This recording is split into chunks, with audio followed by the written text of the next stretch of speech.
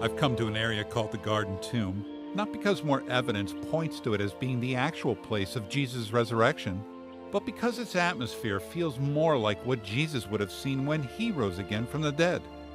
That day we celebrate as Easter. But was it a day of celebration for Jesus? Or was it mixed with other feelings as well?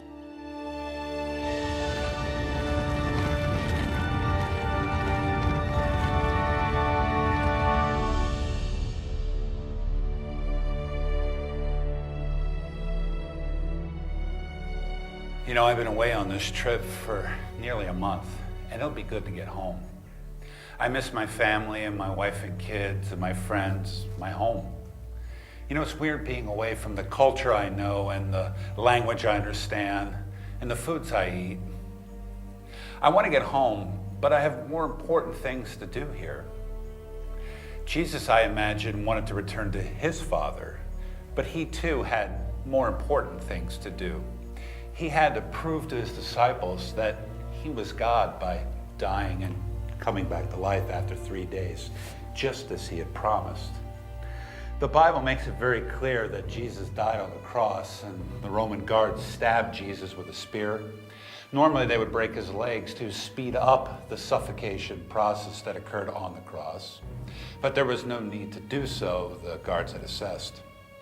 Joseph from Arimathea and Nicodemus, both from the Sanhedrin, took Jesus and buried him in Joseph's brand new tomb. Roman guards were posted on the outside because they suspected the apostles would try to steal the body. It was clear he was dead.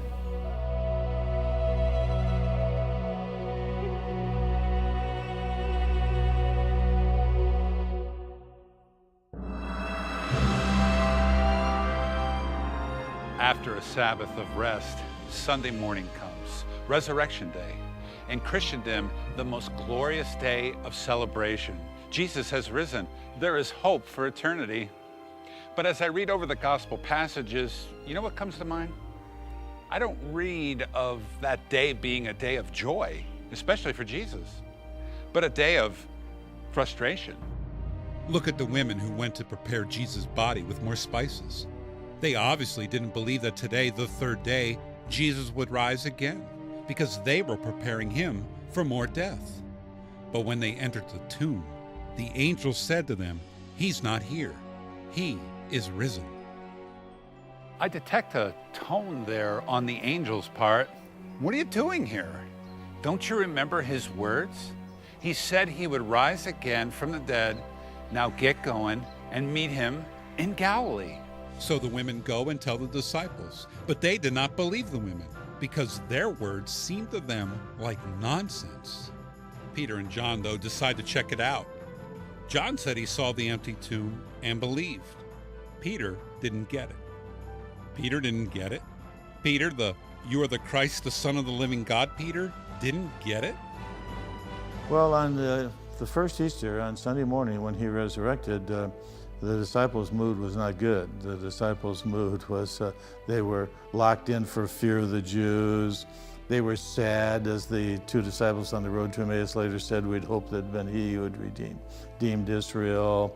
So they were hopeless, they were sad, they were fearful, they were frustrated. The gospel story says the women stood outside the tomb crying after all that had just occurred. So Jesus appeared personally to Mary Magdalene. Jesus said, "Why are you crying?" When she finally recognized him, Jesus says, "Now go and tell the others I have risen. Meet me in Galilee." 2 times the women are told to tell the men to meet them all in Galilee. The group of men doubt their every word. So Jesus has to show up to the women himself. Why is it so hard to prove his resurrection?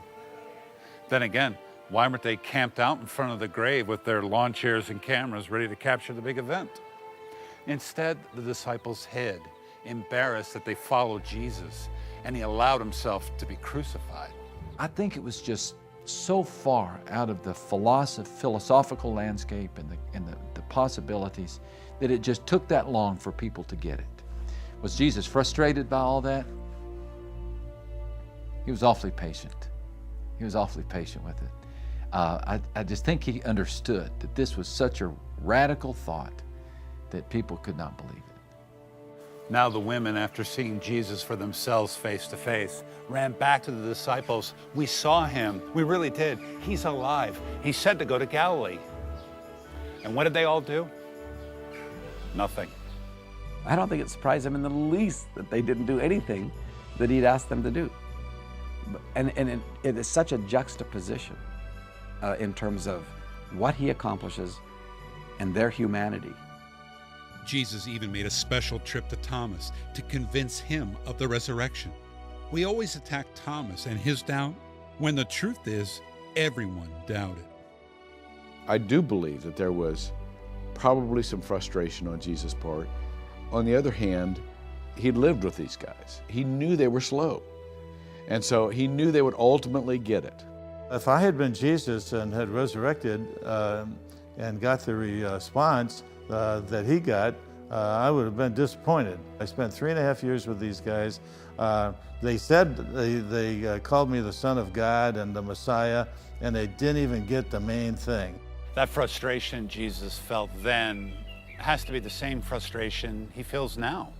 Compound that feeling 1 billion times over with all the information God has provided throughout history to people, and they still don't believe. While I detect a tone of frustration in Jesus and the angels, I also recognize something else: love. Jesus came to the women a second time. He gave the disciples another chance, and another, and another. Even Thomas got a personal visit. Jesus did everything to make sure the people believed. It's that part of the resurrection I most appreciate. Jesus giving his followers a second chance, staying patient with them despite their lack of belief. You know, as I look at that tomb, I thank God that he gave me hundreds of chances to believe until I finally saw the proof, my mind opening up, and I received him as my risen Lord.